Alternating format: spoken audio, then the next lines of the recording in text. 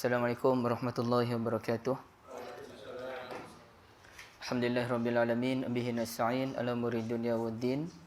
Wassalatu wassalamu ala nabiyil amin wa ala alihi wa sahbihi ajma'in. Subhanaka la ilma lana illa ma 'allamtana innaka antal alimul hakim. La haula wala quwata illa billah. Amma ba'd. Ayahanda Imam Ustaz Amran, Akhi Khairuddin, tuan-tuan dirahmati Allah. Apa khabar semua? Alhamdulillah, hayakumullah, hayakumullah. Jadi insya-Allah kita sambung pengajian kita. Yang ada buku tu muka surat 180. Memang buku ni dah tak diterbitkan. Insya-Allah doakan saya mampu terbitkan buku himpunan persoalan salat secara premier, kerana kajian tentang salat tu dah banyak sangat dah. Tak dibukukan lagi sebab nak tunggu masa ya, insya-Allah satu masa nanti. Baik, kita masuk dalam bab apa yang perlu kita sebutkan ketika muazzin melaungkan as-salatu khairun minan naum, iaitu dalam salatul subuh. Jadi terlebih dahulu tuan-tuan dirahmati Allah, ucapan as-salatu khairun minan naum ni dipanggil sebagai taswib. Okey, baik. Sorry. Kita tengok satu-satu ya. Pertamanya kata Nabi SAW, "Idza sami'tumun nida faqulu misla ma yaqulul muazzin." Apabila anda mendengar azan, maka ucaplah sebagaimana ucapan muazzin.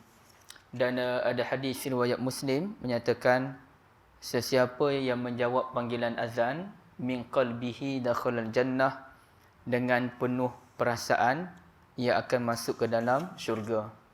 Baik. Yang kedua, kita perlu menjawab panggilan azan sama dengan ucapan muazzin, kecuali ada hadis. Tak dapat. Test. Okey.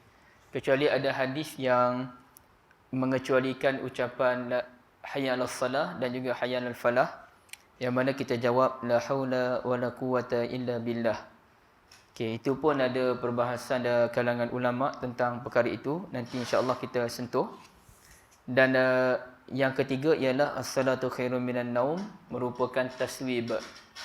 Taswib ini dia artinya kita mengajak orang untuk salah. Contoh taswib yang lain ialah kalau kita nak salat tarawih, kita sebut as-salatu jami'ah, salat secara jamaah. Jadi itu pun dianggap sebagai taswib. Ataupun tuan-tuan lepas iqamah, kita pun panggil, jom salat. Okey, kita panggil orang, jom salat, itu pun dianggap sebagai taswib. Okey, dalam bab taswib ini, sebahagian ulama seperti Ibn Umar radhiyallahu anhuma begitu cermat dalam bab taswib, sehingga pernah beliau pergi ke sebuah masjid, dan ada masjid yang sebut as-salatu jami'ah selepas iqamah. Selepas ke sebelum iqamah. Jadi beliau kata kepada orang yang bawa beliau, masa tu beliau dah tua radhiyallahu an, keluarkan aku daripada masjid ini sebab dia buat perkara yang bid'ah. Yang diajarkan oleh Nabi SAW ialah hanya iqamah, tidak ada ucapan as-salatu jami'ah. Jadi sampai begitu sebahagian ulama cermat tuan-tuan ya. Dan kalau kita katakan ucapan as-salatu khairun minan naum, pun sebenarnya ulama khilaf adakah ucapan itu wujud ataupun tidak. Dia ada dua perbahasan, dan sebenarnya semuanya ada tiga lah. Yang ketiga tu, bagaimana cara menjawab ucapan as-salatu khairun minan naum. Yang pertama ialah, wujudkah ucapan as-salatu khairun minan naum dalam azan subuh. Okey. Perbahasan yang kedua ialah, kalau wujud ucapan as-salatu khairun minan naum bagi tempat yang mengamalkan dua kali azan, ia dibaca pada azan yang pertama ke pada azan yang kedua. Di situ ada ulama kata yang pertama sebab tujuannya nak kejut orang bangun tidur. Ada ulama kata azan yang kedua kerana itu yang difahami daripada sunnatun Nabi sallallahu alaihi wasallam. Wallahu alam. Tapi dalam kes ada ataupun tidak ada ucapan as-salatu khairun minan naum, pandangan Imam Syafi'i yang qaul jadid. Qaul jadid ni maknanya pendapat baru beliau yang ketika beliau berada di Baghdad, di Mesir. Kalau qaul qadim masa di Baghdad, Iraq. Imam Syafi'i menyatakan ucapan as-salatu khairun minan naum tidak ada. Jadi di Malaysia ni ada beberapa amalan yang kita buat tidak sama dengan pendapat baru Imam Syafi'i, tetapi ia sama dengan pandangan jumhur ulama Syafi'i. Artinya pandangan baru Imam Syafi'i itu sendiri ditolak oleh kebanyakan ulama mazhab Syafi'i. Sebagaimana yang saya pernah buat contoh, yang kita baca amin kuat-kuat lepas Fatihah, itu bukan pendapat Imam Syafi'i. Pendapat Imam Syafi'i hanya imam yang menguatkan amin, makmum perlahan. Jadi kita tidak beramal dengan pendapat itu. Kita tu maknanya umat Islam secara umumnya yang bermazhab Syafi'i tidak mengamalkan pandangan tersebut, ya. Begitu juga membaca surah rakaat ketiga dan keempat, Imam Syafi'i kata sunnah. Kebanyakan ulama Syafi'i tidak setuju, termasuklah Imam Nawawi tak setuju. Baik. Dalam kes ucapan as-salatu khairun minan naum, qaul jadid Imam Syafi'i kata tidak ada. Cuma qaul qadim, pandangan lama, dan qaul jumhurul ulama, pandangan jumhur majoriti ulama menyatakan ucapan as-salatu khairun minan naum ada dalam azan subuh. Okey. Jadi yang kita buat tu ada, ya, ada. Dan satu lagi dalam bab azan, ucapan tarji'. Tarji' itu pun pendapat Imam Syafi'i yang tidak diamalkan di Malaysia. Tarji' ni macam mana? Yang kita ulang balik, kita baca asyhadu an la ilaha illallah dengan perlahan dahulu. Jadi caranya ialah Allahu akbar, Allahu akbar, Allahu akbar, Allahu akbar, kemudiannya perlahan. Asyhadu an la ilaha illallah, asyhadu an la ilaha illallah, asyhadu anna Muhammadar Rasulullah, asyhadu anna Muhammadar Rasulullah, baru kuat. Setengah orang dia perlahan yang ni dulu, asyhadu an la ilaha illallah, asyhadu an la ilaha illallah, lepas tu dia kuat. Asyhadu anna Muhammadar Rasulullah perlahan, baru kuat. Itu kaedah yang salah. Yang betulnya kedua-dua tu, asyhadu an la ilaha illallah dan asyhadu anna Muhammadar Rasulullah, dibaca perlahan dulu baru kuat. Itu merupakan pendapat baru Imam Syafi'i yang tidak diamalkan di Malaysia. Kebanyakan boleh katakan hampir semua muazzin di Malaysia dia tak ada tarji'. Termasuk tempat kita tak ada tarji'. Kerana tuan-tuan Hambali. Kah Salafi, tuan-tuan Salafi tak ada tarji'. Tapi pure Syafi'i ada sepatutnya. Tapi kebanyakan tempat mana-mana pun tak ada tarji'. Ia dipanggil sebagai khilaf mu'tabar. Siapa nak buat boleh, siapa tak nak buat pun boleh. Khilaf yang dinilai kedua-dua pendapat itu kuat. Baik. Pandangan pertama dalam bab menjawab panggilan as-salatu khairun minan naum ialah, sekejap ya.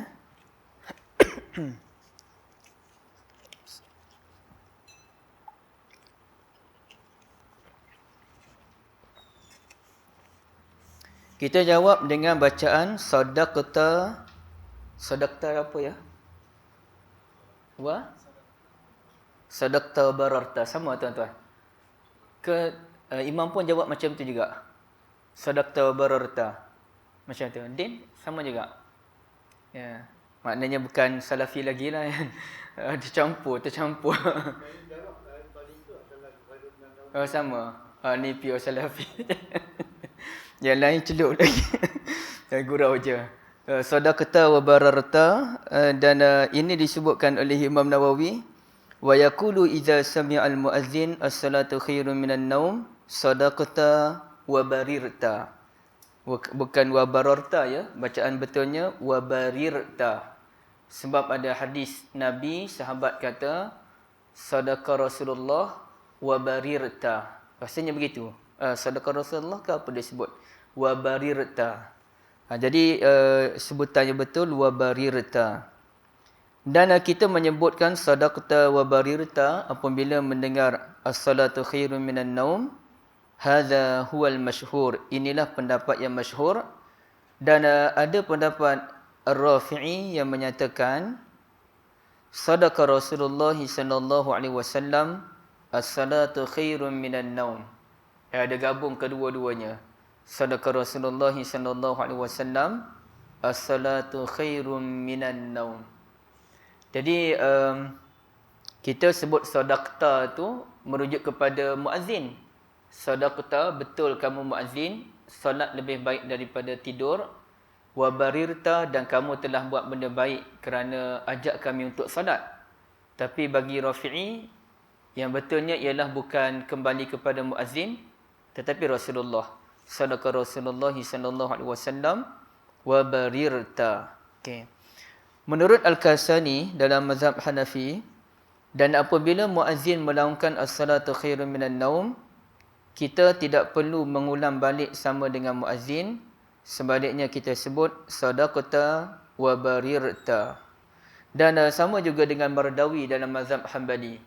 Mardawi ni beliau karang kitab Al-Insaf fi ma'rifatir rajih minal khilaf. Al-Insaf dalam mengenal pasti manakah pendapat terbaik dalam mazhab Hanbali dalam sekian banyak pendapat. Jadi beliau kumpulkan, okey, pendapat ini disebutkan dalam kitab apa? Kitab sekian.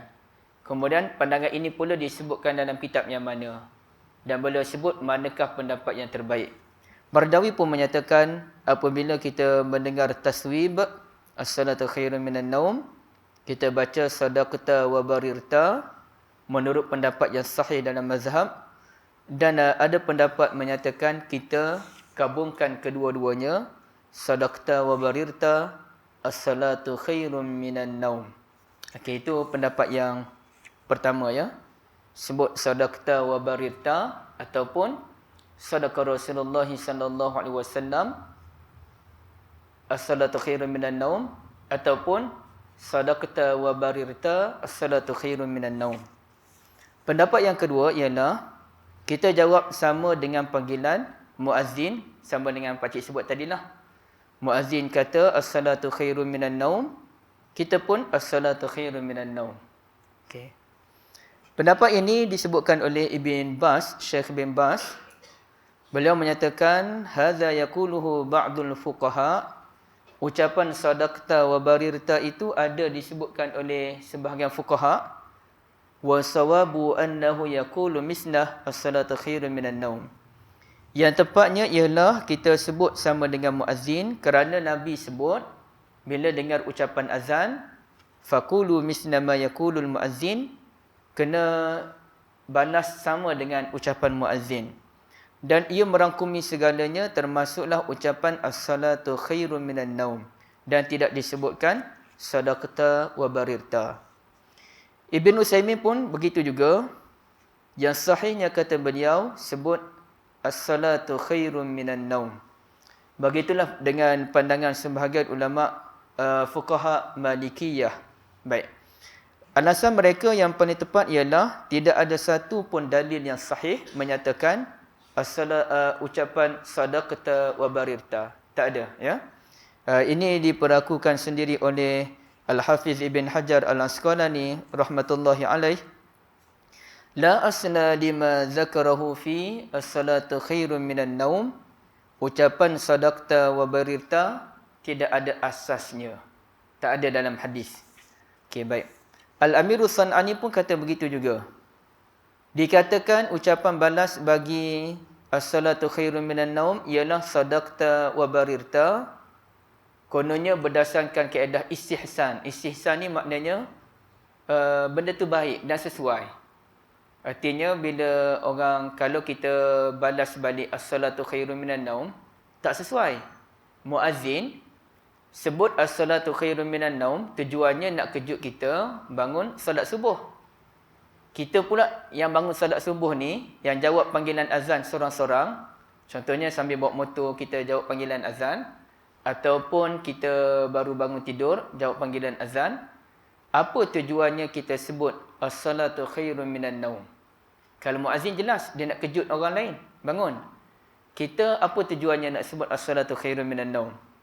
Jadi kata Al-Amirus San'ani, pengarang kitab Subulus Salam, ada ulama kata kita jawab sadaqta wa barirta berdasarkan kaedah istihsan, namun tidak ada satu dalil sunnah pun yang boleh dipegang. Wa illa falaysa fihi sunnatun ta'tamid. tidak ada satu pun sunnah yang boleh dipegang, ya. Dan artinya kalau kita jawab balik, apa tujuannya kita jawab dengan as-salatu khairun minan naum? Rasionalnya ialah untuk memberikan motivasi kepada diri sendiri. Muazzin tujuannya nak kejut orang lain. Kita pula balas balik as-salatu khairun minan naum. Ya, salat lebih baik daripada tidur. Saya kena bangun untuk salat. Itu memberikan motivasi kepada diri sendiri. Jadi pada akhirnya tuan-tuan dirahmati Allah sekalian, ya. Bila bertembung hadis yang sahih dengan hadis yang dhaif, maka hadis yang dhaif tidak boleh tidak terpakai.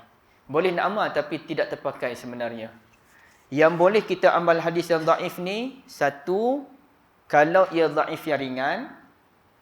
Yang kedua, kalau tidak bertembung dengan hadis yang sahih. Contohnya orang baca doa Allahumma barik lana fi Rajabin wa Sya'ban. Saya pun tak tahu mana satu, ya, fi Rajabin ke fi Rajaba, ya. Ada ustaz cerita ke di sini? Tak ada. Saya pun tak tahu mana satu yang tepat. Ada baris Rajabin, ada baris Rajaba. Wallahu a'lam. Allahumma barik lana fi Rajabin wa Sya'ban wa ballighna Ramadan. Tuan-tuan semua tahu itu hadis yang dhaif. Tapi dia bertembung tak dengan hadis yang sahih? Tak bertembung. Dia membawa maksud yang tak betul ke? Okey, maksudnya boleh diterima.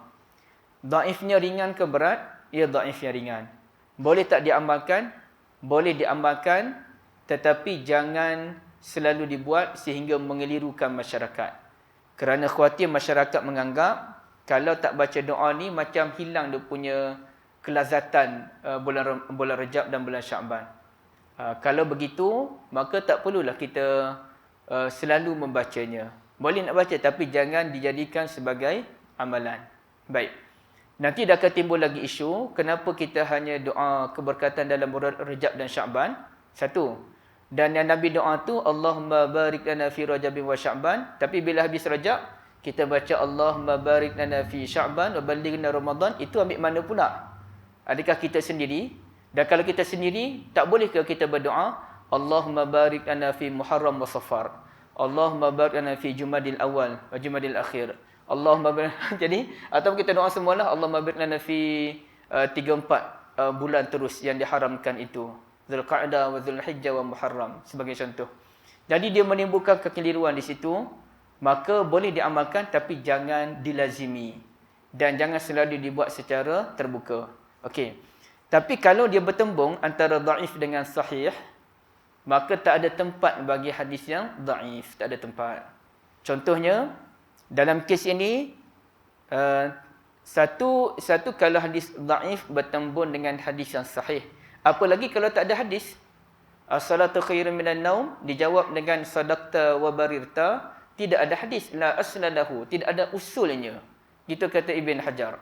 Bahkan kata Al-Amirus San'ani itu hanya kaedah istihsan yang diikhtiar oleh sebahagian fuqaha. Jadi bila tidak ada hadis bertembung dengan amalan hadis, ataupun hadis yang dhaif bertembung dengan hadis yang sahih, maka kita dahulukan hadis yang sahih. Hadis sahih sebut faqulu misla ma yaqulul muazzin, kita kena sebut sebiji sama dengan ucapan muazzin. Jadi panggilan as-salatu khairum minan naum dibalas dengan as-salatu khairum minan naum juga, ya. Kalau qad qamatis solah, kita jawab apa tuan-tuan? Masa iqamah. Qad qamatis solah. Kat mana yang ambil yang tu? Saya tak berani. Kalau orang pandai ni kita kena tanya dulu. Ambil kat mana sunnah? Kod-kod ada. La haula wala quwata illa billah. Saya tak pernah dengar lagi. Kalau ada kena ceritalah. Ya? Macam hayya ala salah kan?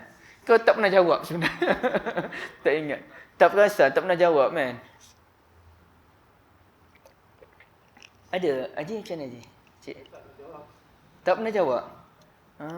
Kena jawab juga sebenarnya iqamah. Dia sama je. Iqamah dengan azan. Biasanya orang jawab aqamahallah wa adamaha. Tapi banyak tempat juga yang tak tahu jawab aqamahallah wa adamaha. Ucapan aqamahallah wa adamaha pun tidak datang daripada sunnah yang sahih. Jadi panggilan jawab panggilan qad qamatis salah, qad qamatis salah sama dengan muazzin. Qad qamatis salah, qad qamatis salah juga. Dia sama. Ada banyak perbahasan tak mengenai jawab tak jawab, ada tak? Jawab tak jawab iqamah. Ada pun. Saya tak tahu ada perbahasan tentang Ustaz. Atau Ustaz ada jawapan Ustaz? Tak ada jawapan. Saya tak Dengan banyak cerita lebih kepada tak menjawab, itu yang kebanyakan. lebih tak menjawab. Kita tak tahu hujah dia lah. Saya jujur lah Ustaz, saya tak pernah dengar orang kata tak perlu menjawab. Itu mungkin perbahasan tentang doa lepas azan kot.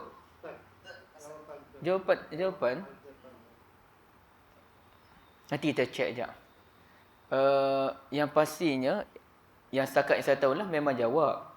Yang bahasnya ialah doa Allahumma rabb hadhihi da'wati tammah tu dibaca atau tidak selepas iqamah. Kalau lepas azan confirm baca. Kalau lepas iqamah ada ulama kata baca, ada ulama kata tak baca. Jadi kita terpulang, nak baca pun boleh, tak baca pun boleh. Ikut pilihan kita yang mana satu kita nak. Kalau kita kata tak perlu, kita tak payah baca. Kalau kita kata perlu, kita baca. Nanti hari akhirat Allah bagi pahala mana yang betul. Baik. Tapi dalam kes menjawab panggilan iqamah, setakat saya tahu memang ada. Tak ada pula ulama kata tak ada. Tapi saya cek balik. InsyaAllah. Kalau ucapan hayya 'alas salah, dia ada 3 pendapat ulama. Pendapat yang kurang kuat ialah jawab sama dengan muazzin. Muazzin kata hayya 'alas salah, kita pun hayya 'alas salah. Pendapat yang lebih kuat ialah kita jawab dengan la haula wala quwata illa billah, kerana ia diajarkan sendiri oleh Nabi sallallahu alaihi wasallam. Ibaratnya bila muazzin ajak kita jomlah salah, jom menuju kejayaan, kita kata tiada daya dan upaya untuk pergi salat dan menuju kejayaan melainkan dengan bantuan daripada Allah Azza wa Jalla. Dan pendapat ketiga menyatakan kita gabung kedua-duanya. Hayya 'alas salah, la haula wala quwata illa billah. Hayya 'alal falah, la haula wala quwata illa billah, ataupun terbalik. La haula wala quwata illa billah, hayya 'alas salah. La haula wala quwata illa billah, hayya 'alal falah. Ada ulama cadang gabungkan kedua-duanya. Baik. Boleh teruskan Nanti saya cek balik yang pasal iqamah. Bab yang ke-45, buku ni tak ikut urutan tuan-tuan tak ikut urutan perbahasan. Bab 45, solat sambil mendukung anak kecil. Dia kalau orang tanya kenapa tak ikut urutan, kalau jawapan saya saja nak suruh orang tak boring ikut urutan je. Jadi biar dia bercambah-cambah sekejap sana, sekejap sini, dia kena lompat-lompat. Dan kalau jawapan ilmiah sikit tapi temberang lah. Cuma saya cerita ni benda ilmiah. Iaitu Imam Bukhari sendiri pun style dia tak ikut urutan. Kalau beliau bawa hadis dan beliau bawa dulu ayat Quran, contohnya dalam kitab Tafsirul Quran. Contohnya beliau nak bahas tentang beberapa ayat dalam suratul An'am dengan menggunakan beberapa hadis Nabi sallallahu alaihi wasallam. Terlebih dahulu beliau kupas beberapa ayat. Ambil perkataan kupas apa maksudnya, ambil perkataan ni kupas maksudnya, tak ikut urutan. Dia ambil perkataan tu dah hujung dah. Kemudian dia patah balik ke depan. Dia kata, ni perkataan kat mana ni? Rupanya hujung sana ni, ayat-ayat hujung. Jadi itu Sahih Bukhari. Dia suka menyusahkan kita dengan dia punya manhaj dia. Baik. Sebab itu orang kata kitab Sahih Bukhari tidak sesuai dipelajari oleh masyarakat awam kecuali kalau pengajarnya merendahkan perbahasan. Yang sesuai untuk orang awam ialah Sunan Abi Dawud, kitab Jami' Tirmizi, itu sesuai. Nasa'i pun tak berapa sesuai rasanya kerana Nasa'i pun agak berat tuan-tuan. Salat sambil mendukung anak kecil, yang ni kita rasanya dah selesai kot. Tapi kita tengoklah. Walaupun tuan-tuan dah maklum, hadis yang jelas ialah Nabi SAW pernah mendukung cucu baginda Umamah binti Zainab. Umamah ni bila dia besar, dia kahwin dengan siapa? Tuan-tuan perasan tak? Umamah binti Zainab binti Rasulullah. Dia kahwin dengan Ali. Jazakumullah khairah, dia kahwin dengan Ali. Baik. Atas wasiat daripada Fatimah, kahwinlah dengan Umamah. Jadi Umamah ni kiranya anak saudara, kalau kami lah orang Kelantan, kami panggil anak saudara sabit. Dia bukan anak saudara betul, anak saudara yang disabitkan melalui perkahwinan dengan makcik dia. Baik. Ada beberapa pengajaran yang kita nak ambil daripada cerita Nabi SAW dukung cucu baginda Umamah. Satunya, pergerakan mengambil, meletak dan mendukung anak kecil semasa solat. Ini dalam Nawawi ya. Saya ambil dalam Nawawi dan juga Syekh Abdullah Al-Bassam. Perbuatan mengambil, meletak, mendukung anak kecil masa solat, fardu ataupun sunat, boleh untuk imam, makmum ataupun orang yang solat sendirian meskipun tidak dalam keadaan darurat. Boleh. Kita rasa perlu kita dukung, kita dukung. Itu tidak ada masalah walaupun bukan darurat. Yang kedua, harus kita mendukung anak kecil meskipun dia khawatiri dia akan membuang air kecil ataupun membuang air besar ketika salah. Kerana dalam bab ini ulama tidak sepakat dalam hukum menanggung najis dalam salat.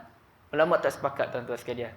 Cuma saya nak kena pastikan balik dengan guru saya tentang betulkah Imam Bukhari berpandangan kalau najis terkena pakaian kita semasa salat, salat kita tetap boleh diteruskan.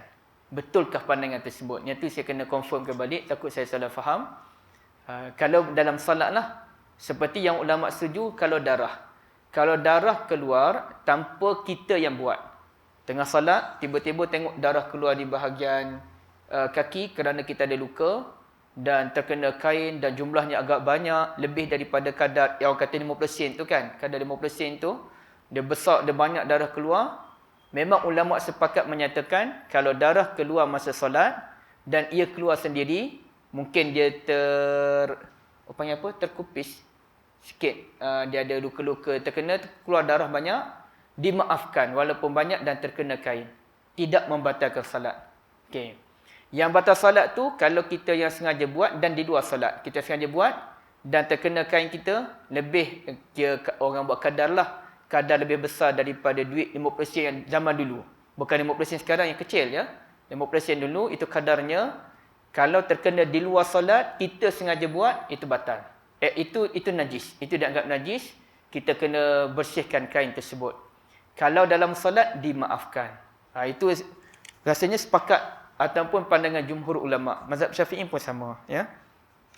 Jadi dalam kes menanggung najis, ulama berbeza pendapat. Yang penting, kita pastikan anak kecil tu bersih dulu sebelum bawa ke solat dan kita rasa memang dia dah bersih dah.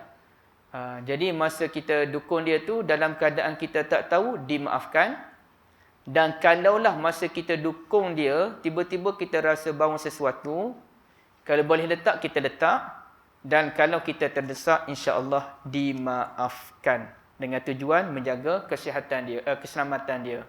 Terutamanya orang solat di masjid, kita dah pastikan anak kita, cucu kita tu okey, tapi tengok-tengok masa kita dukung dia macam bau sesuatu, dia menangis, rupanya dia nak membuang. Jadi dimaafkan kalaulah dengan tujuan untuk jaga keselamatan dan juga tidak mengganggu orang lain, ya. Baik. Jadi itu kita jelas, dan Imam Nawawi sebut pergerakan kita mengangkat anak, meletakkan anak, itu semua masih termasuk dalam lapangan khusyuk. Yang penting kita fokus dengan salat kita. Kita tahu rakaat keberapa, kita sedar imam baca apa, kita sedar perbuatan kita, itu sudah memadai. Okey, baik. Ulama Maliki memang tidak membenarkan orang salat mendukung anak, surat 194.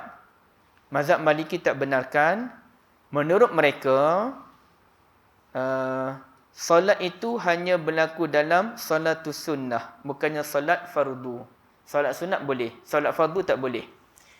Dan Maliki dia gini, macam letak tangan di sini. Letak tangan di sini ni hanya boleh dalam salatus sunnah. Manakala solat wajib bagi Maliki kena lepas. Kecuali kita rasa lenguh, kita pun nak letak saja. Nak letak tu kerana lenguh, boleh. Itu mazhab Maliki, dia terbalik. Yang terbaiknya lepas dan kena buat dalam solat wajib. Solat sunat bolehlah kalau nak buat macam ni. Kita kata Maliki. Jadi tuan-tuan dirahmati Allah, mazhab Maliki kata tak boleh angkat anak masa solat, ia hanya dalam salatus sunnah. Nawawi memang kritik habis-habisan lah pandangan Imam Malik ni. Dan Nawawi dia bawa satu hadis yang bukti ia berlaku dalam salatul wajib, iaitu Qatadah menceritakan, bainama nahnu nantaziru Rasulullah sallallahu alaihi wasallam li salati fil zuhri awil asr wa qad da'ahu Bilal radhiyallahu anhu li salah idh kharaja ilaina wa Umamah bintu Abil As bintu ibnatihi ala unuqih. Masa tu sahabat Nabi tunggu Nabi sallallahu alaihi wasallam untuk solat dalam keadaan waktu zuhur ataupun asar. Jadi artinya solat fardu, bukannya solat sunat. Okey. Menurut pandangan Imam Malik yang lain pula, kes itu mungkin berlaku masa darurat, tak ada orang jaga Umamah. Maka Nawawi balas balik, pandangan tu tak relevan pun. Apa lagi kalau kita ambil kira, takkanlah langsung tak ada orang boleh jaga Umamah. Nabi kan ramai isteri baginda. Boleh je Nabi jumpa dengan Ummul Mukminin Safiyah ke, tolong jaga sekejap anak ni. Abang nak salat sebagai contoh. Boleh je Nabi minta tolong mana-mana isteri. Isteri Nabi semuanya duduk tepi masjid tu je. Okey, baik. Jadi ia bukan isu darurat. Isunya dibolehkan. Ya. Imam Malik juga menggunakan dalil bahawasanya ada hadis riwayat Ibn Mas'ud radhiyallahu an yang menyatakan inna fi solah la syughlan. Dalam solat ni kita ada kesibukan kita tersendiri. Maka hadis yang Nabi dukung Umamah tu itu hadis lama yang telah dimansukhkan. Kan hadis kan dia ada nasikh mansukh. Hadis baru, hadis lama. Jadi bagi Imam Malik, hadis yang Nabi SAW dukung Umamah itu hadis lama yang telah dimansukhkan pun. Maka ulama balas balik, hadis riwayat Ibn Mas'ud itu sebelum berlaku perang Badar lagi. Masa tu beliau ni muhajir ke Habasyah. Kemudian beliau datang Habasyah ke Habasyah ya? Habasyah kot. Beliau muhajir ke Habasyah. Kemudian beliau balik pergi ke Madinah. Dan masa tu beliau memberikan salam kepada Nabi SAW. Biasanya masa di Mekah, kalau orang bagi salam, maka kita boleh jawab Waalaikumsalam. Kalau orang bersin dan sebut Alhamdulillah, kita boleh doa Ya Rahmukallah. Masa di Mekah. Tapi masa di Madinah, Nabi tak bagi dah benda tu. Peraturan baru dalam salah. Dan lepas salat, Nabi jawab salam Ibn Mas'ud. Dan Nabi kata, inna fi salah la syughlan. Dalam salat ni ada kesibukan tersendiri. Jadi hadis Ibn Mas'ud tu, itu yang hadis awal. Bukan hadis yang baru. Manakala peristiwa Nabi dukung cucu baginda itu berlaku selepas itu. Kerana Zainab radhiyallahu anha hijrah pergi ke Mekah selepas perang Badar. Hadis Ibn Mas'ud sebelum perang Badar. Jadi maknanya hadis dukung anak dibolehkan. Dan Imam Nawawi pada akhirnya dengan keras menyatakan, dengan tegas sepatutnya, فَكُلُّ ذَلِكَ دَعَاوِي بَاطِلَةٌ مَرْدُودَةٌ لَا دَلِيلُ عَلَيْهَا. Kesemua dakwaan yang menolak, yang kata tak boleh dukung anak kecil ini, semuanya batil, mardudah, ditolak. Tidak ada dalil padanya. Hatta Imam Nawawi kata nak dukung anak kambing pun boleh masa salat. Sampai begitu. Kita tak adalah isu dukung anak kambing kan. Tapi kalau orang tu dia jaga kambing di padang dan dia perlu dukung anak kambing tu dengan tujuan-tujuan tertentu, maka dibolehkan mendukung anak kambing sekalipun dalam salah. Itu memang jelas disebutkan oleh Al-Imam Nawawi dalam kitab Syarah Sahih Muslim. Jadi tak ada masalah. Allah A'lam. Ada perbincangan tuan-tuan?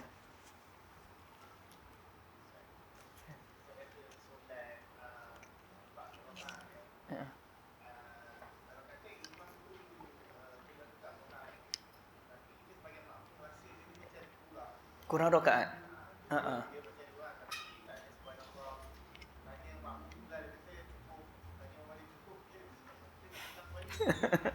Kita seorang je kata tak cukup kan.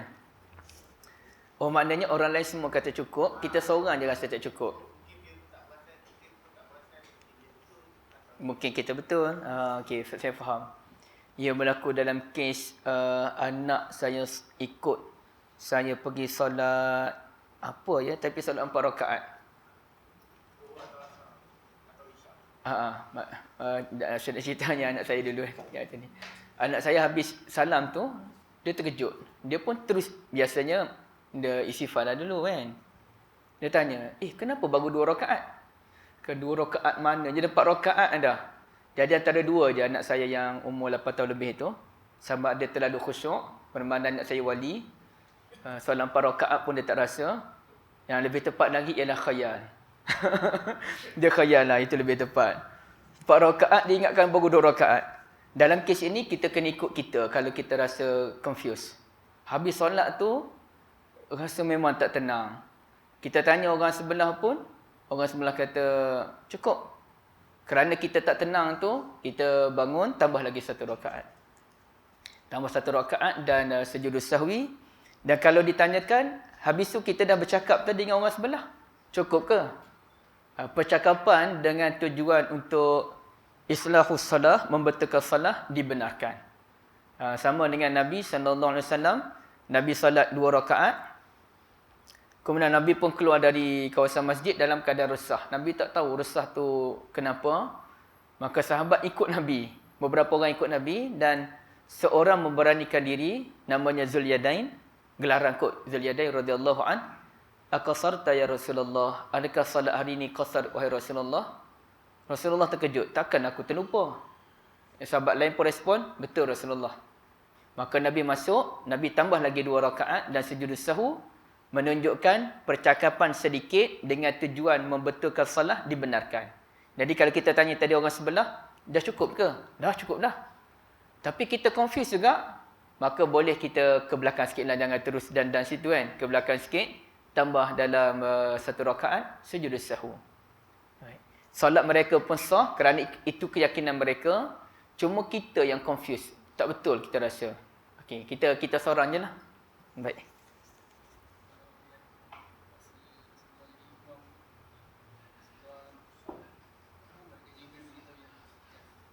Ada najis.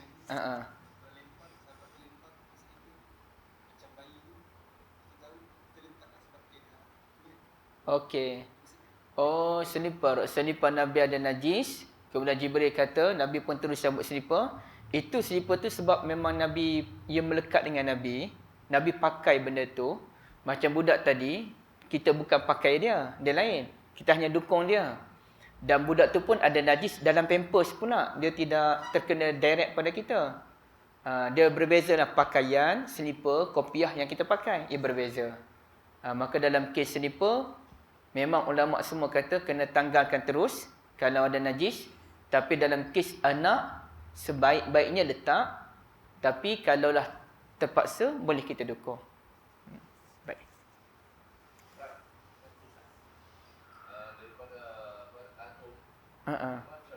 Oh, Syahji, ada al-um lagi. Kalau cakap Bismillahirrahmanirrahim termasuk surah Al-Fatihah. Barang siapa yang meninggalkannya atau meninggalkan sebahagian, maka rakaat solatnya tidak memadai. Okey. Apa maksud memadai? Sebab ada satu dengar Ustaz kata tak sah. Tak sah itu sama maksudnya. Sama, tidak memadai itu tidak sah. Jadi bagi mazhab Syafi'i memang kalau tak baca bismillah tidak sah. Wallahu a'lam. Sini baca bismillah ke tak sebenarnya? Baca. Kita baca cuma sir kan? Sir. Tapi dia akan jadi satu kekeliruan lagi. Betul ke baca? Imam confirm lah baca dah. Cuma sebagian orang yang dia sir tu, dia baca ke tak baca sebenarnya? Okey. Yang tak dengar lah kan?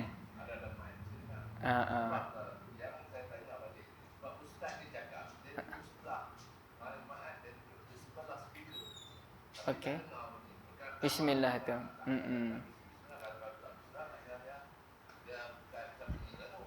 Okey.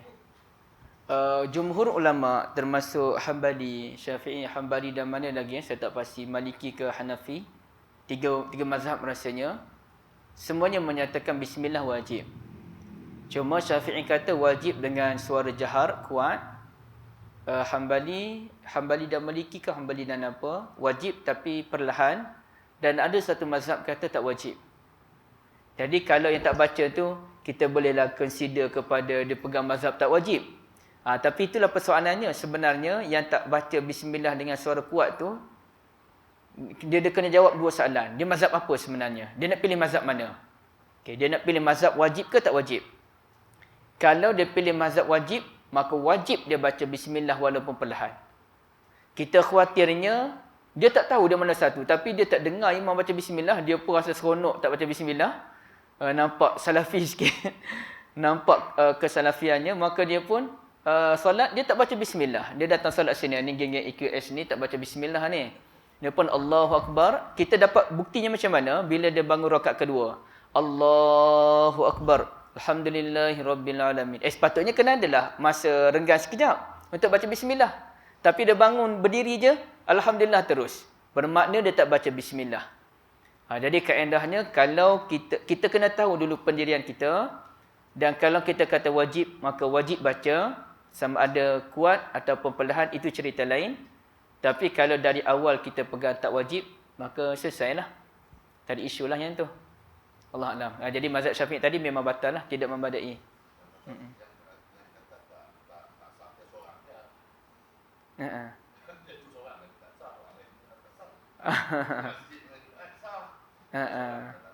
Baik.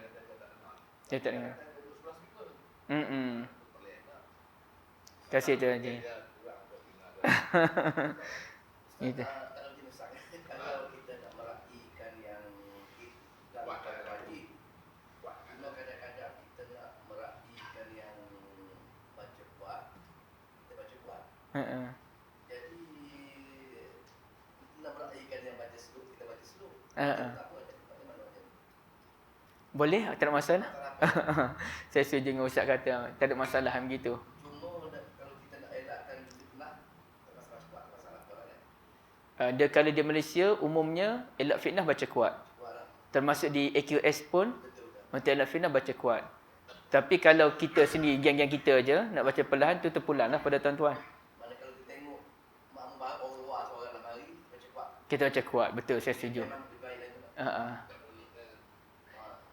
Terutamanya kalau kita lihat orang Jais datang. Dia tu kena baca kuat tu. Di sini.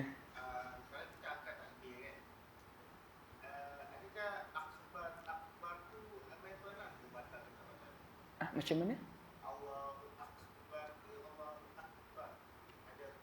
Oh, bunyi ak sikit, ak. Oh, tak ada masalah benda tu. Dia tak ada isu batal tak batal. Allahu Akbar, Allahu Akbar. Dia bunyi sikit kaf tu tak ada masalah. Cuma dia tak bunyi kuat, dan kalau bunyi kuat pun kita panggil, dimaafkan lagi, cuma cara tak betul.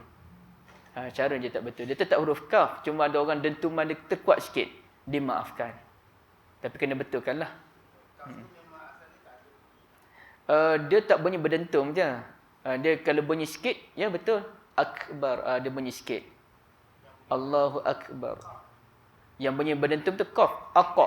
Tu dentum tu aqa. Kalau kaf tu dia bunyi juga, nak kata tak bunyi langsung pun tak. Cuma tak jelas. Bunyi sikit-sikit. Allahu Akbar. Allah Alam. Baik. Ada lagi? Apa saya fikir tadi? Okay, kata ada, kita buat penutup lah. Saya tutup dulu. Dia, kalau kita tanya lah tuan-tuan, saya pun ada tanya juga orang. Sebenarnya dalam kuliah muslimat, ibu-ibu ni suka saya kata boleh ke, suka saya kata tak boleh. Semua kata boleh. Kita semua kalau boleh, kita suka kalau orang memudahkan urusan kita kan. Boleh tak boleh. Kalau kata boleh tu dia rasa lega sikit. Tapi kalau benda tu memang tak boleh, kena kata tak boleh lah. Selagi mana boleh, kalau kita boleh boleh memudahkan dia, kita mudahkan. Contohnya lah, kalau saya baru handle kelas solat musafir. Solat qasar dalam 3-4 jam, solat jamak 3-4 jam, kemudian solat kenderaan dalam 3 jam. Jadi kita buat 3 kelas yang berlainan. Memang saya pakai mazhab Syafi'i dan itu pun mazhab ulama Hanbali Mu'asirah seperti Ibn Baz ke Ibn Utsaimin ke. Dia pegang dengan konsep 3-4 hari itu. 3-4 hari itu yang dibenarkan untuk jamak dan qasar. Tapi ada ulama yang kata tak apa, berapa hari pun yang penting kita musafir, kita boleh qasar. Tapi saya tengok Ibn Baz pun walaupun dia Hanbali dan Hanbali luas dalam bab jamak dan qasar, beliau pegang 4 hari. Mazhab kita 3 hari. Okey. Mazhab Hanbali pun Imam Ahmad membenarkan jamak dan qasar dalam tempoh 21 waktu salat. Jadi cuma ada kecenderungan beberapa ulama hadis yang tidak terikat pun dengan mana-mana mazhab. Artinya mereka luas dalam bab ini. Kalau kira mazhab Syafi'i Hanbali 3-4 hari, kalau Hanafi dalam 14 ke 15 hari boleh qasar, bukan boleh jamak ya, Hanafi boleh qasar. Tapi ada ulama hadis yang kata bebas selagi mana memang kita musafir dan kita tak bermain-main. Memang kita musafir sungguh. Maka nak tak nak saya kena gunakan kemudahan yang ada tu dengan tidak menyusahkan orang. Apabila ada orang tanya secara peribadi, dia pergi ke sekian-sekian dan kita tahu perjalanan dia tu perjalanannya sibuk, ada kerja yang banyak, kita tahu dia penat.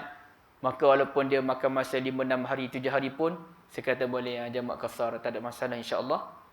Jadi kita mudahkan urusan orang tu satu benda yang baik sebenarnya. Selagi mana ada pandangan ulama' dan ada hujah. Kalau tak ada, jangan mandai-mandai. Tak boleh lah. Apalagi dalam isu tatabu' rukhas, mencari benda yang mudah, ini dibolehkan selagi mana kita memerlukan. Yang tak boleh tu kalau ikut hawa nafsu, yang tu tak boleh. Tapi selagi mana memudahkan urusan kita, sebagaimana yang Qardawi apa pegang, maka boleh. Kita mencari mana satu yang mudah nak pakai hari ini. Agak sulit kita hari itu. Ada tak pendapat-pendapat yang memudahkan sedikit? Kita tanya orang lain, dan saya biasa orang tanya ni cari pendapat yang mudah, maka kita cuba melegakan urusan dia. Kalau boleh, kita kata boleh. Kalau tak boleh, kita kata tak boleh. Dan kalau boleh menimbulkan fitnah, saya takkan bagi cadangan. Contohnya, kalau ikut Dr. Zaimi pun boleh jamak qasar 28 km kan. Saya takkan bagi pandangan itu kerana ia boleh menimbulkan fitnah. Nanti orang ikut dan je. Pergi ke Bangi pun, jamak qasar. Letih kita macam tu kan. Memang ada ulama bagi, tapi ada masa saya kena berhati-hati. Dan Dr. Zaimi sebut tu pun dalam majlis yang tertutup. Saya tak tahulah ada terbuka ya dalam majlis tertutup. Cuma orang rakam. Baik, jadi sebagai contoh yang lain, dalam kes kaki perempuan tu yang kita ada bahas dulu. Kaki perempuan ni sebenarnya aurat ke bukan aurat? Kalau tuan-tuan kata aurat, dan memang kalau tuan-tuan ikut mazhab Hanbali, memang akan ketatlah aurat lah benda tu. Baik. Tapi tak bolehkah kita cuba mencari sedikit kemudahan dalam isu kaki perempuan? Okey, baik. Kalau nak pegang ketat, silakan pegang ketat. Tapi kalau ada orang nak cari kemudahan dan dia terdesak, dia memerlukan kemudahan tersebut, saya akan menawarkan kemudahan itu. Baik, sebagai contoh, tuan-tuan yang dirahmati Allah, ada kaum wanita ke sebenarnya? Oh, saya tak perasan. Sepatutnya saya dengar suara tadi. Ibu ayah sekalian ya, tukar jadi ibu ayah pula. Walaupun muda, tak jadi ayah lagi secara umum. Secara umumnya ayah anak kan. Ibu ayah sekalian, kalau kita lihat mazhab Imam Muzani ni ulama kanan mazhab Syafi'i. Kemudiannya Imam Muzani, Sufyan Ats-Tsauri, Imam Muzani, Sufyan Ats-Tsauri, Al-Auza'i kot seorang lagi saya lupa. Mereka menyatakan pergelangan kaki wanita bukannya aurat. Di mana-mana sahaja dia bukan aurat. Okey. Pendapat yang kedua pula menyatakan iaitu ulama Hanafi. Ulama Hanafi. Bukan ulama Hanafi, Imam Abu Hanifah. Imam Abu Hanifah dan disokong oleh sebahagian besar ulama Hanafi, Al-Muzani, Sufyan Ats-Tsauri menyatakan kaki wanita bukannya aurat. Maknanya ada imam besar, Imam Abu Hanifah tu besar. Muzani, siapa nak petikai ke Muzani? Murid kanan Imam Syafi'i. Dan beliau ada kitab Mukhtasarul Muzani. Okey. Dia ada Mukhtasar Buaiti, dia ada Mukhtasar Muzani. Kemudiannya Sufyan Ats-Tsauri itu ulama besar juga dalam bidang hadis terutamanya. Dan dia ada mazhab Ats-Tsauri tapi mazhab yang tak popular lah. Jadi kata pergelangan kaki bukannya aurat. Okey, satu. Dan yang keduanya, ulama yang kata aurat tu ramailah, mazhab Syafi'i kata aurat, Hambali kata aurat. Tapi dia ada lagi perbahasan kalau dalam solah ramai juga sebilangan ulama Hambali yang terkenal dengan ketat tu, sebilangan ulama Hambali, sebilangan ulama Hanafi, sebilangan ulama Hanafi menyatakan kaki wanita bukan aurat ketika salah. Apabila lelaki ajnabi tidak ada. Yang aurat tu bila berdepan dengan orang lain, ajnabi. Tapi ketika lelaki ajnabi tidak ada, kita salat di rumah atau kita salat di tempat yang tertutup, surah R&R. Contohnya kita pergi tu telekong tak ada, stokin pun tak ada. Kita tengah kalut, kita balik kampung dengan kalut, ada kes kecemasan berlaku di kampung. Jadi nak berhenti solat, ya Allah, telekong tak bawa, telekong di R&R pun tak ada, stokin pun tak bawa. Maka macam mana solat? Ya, boleh solat tanpa memakai stokin. Ikut pandangan Imam Abu Hanifah, kebanyakan ulama Hambali, kebanyakan ulama Hanafi, sebahagian ulama Hambali dan Muzani pun. Okey. Dan menariknya, saya pun bacalah kupasan ulama terkini. Syekh Qardawi pun kata boleh bertolak ansur dalam bab kaki wanita apabila terdesak. Ya aulanya pegang pandangan jumhur, ya aurat. Tapi kalau perlu, ya kita boleh beramal dengan pendapat yang menyatakan bukan aurat. Dan Syekh Dr. Abdul Karim Zaidan pun, usuli ulama yang besar, beliau pun menyatakan agak kuat dalil Hanafi dalam bab ini, kaki bukan aurat. Apalagi kalaulah muka bukan aurat, sedangkan muka ini lebih, ya tentu saya kata aurat tu cerita lain tapi saya rasa kebanyakan kita kata muka bukan aurat. Okey, muka yang lebih menimbulkan keinginan untuk kita tengok pun bukan aurat, apalagilah kaki. Sedangkan keinginan orang lelaki pada muka lebih berbandingan kaki itu. Maka Abdul Karim Zaidan kata, beliau rahmatullahi alaih, kaki bukan aurat, tapi tanpa menafikan jumhur kata aurat. Maka dalam bab ini kita kena belapan dada. Belapan dada dalam kes solat sebagai contoh, tak apalah tak ada stoking. Takkan kita nak paksa dia ambil kes abang ni, letak atas kaki tu masa solat. Ya, kesianlah dia, payahlah. Jadi kita boleh belapan dada dalam bab ini. Dan saya pun sebut pada isteri saya begitulah, saya tegas. Kalau awak kata kaki aurat, kena pakai stoking bila orang datang. Ini pandangan peribadi ya, tuan-tuan tak setuju saya, tak ada masalah. Dan saya tahu ramai tak akan setuju dalam bab ini. Kalau awak kata kaki aurat, kena pakai stoking bila orang datang. Tapi kalau abang memang pegang kaki bukan aurat, maka tak ada masalah. Allah tak akan kira kita berdosa kerana kita berijtihad. Cuma siapa yang betul dapat pahala lebih. Siapa yang salah tak dikira berdosa. Itu sahaja ya. Jadi kelonggaran perlu disediakan apabila diperlukan. Wallahu a'lam, tuan-tuan minta maaf ya. Terambil sedikit masa. Subhanakallahumma bihamdika asyhadu an la ilaha illa anta astaghfiruka wa atubu ilaik. Assalamualaikum warahmatullahi wabarakatuh.